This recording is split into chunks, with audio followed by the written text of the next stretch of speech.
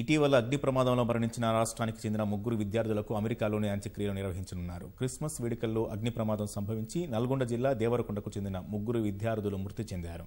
విమానంలో వారి మృతదేహాల తరలింపు సాధ్యం కాదని అధికారులు తెలిపారు. ఈ మేరకు కుటుంబ సభ్యులను అమెరికా పంపేందుకు ఏర్పాట్లు జరుగుతూ ఉన్నాయి.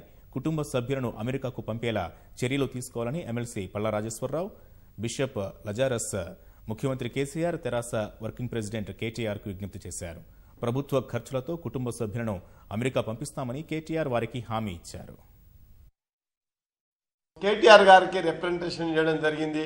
వారికి స్పెషల్గా వారికి వెళ్ళేందుకు అక్కడ ఫ్యూనరల్ అటెండ్ చేసేందుకు ఇప్పుడు వాళ్ళ భార్య శ్రీనివాస్ గారి భార్య తరఫున ఒక 7గురు, ఈ శ్రీనివాస్ గారి తరఫున కొంతమందికి పోయేందుకు సహాయం చేయమని కోరినప్పుడు ముఖ్యమంత్రి గారు కేటీఆర్ గారు స్పందించి వారికి సగినమైన రూల్ ప్రకారము ఎంతైతే అంత మట్టికి పోయేందుకు ఏర్పాటు చేస్తామన్నారు.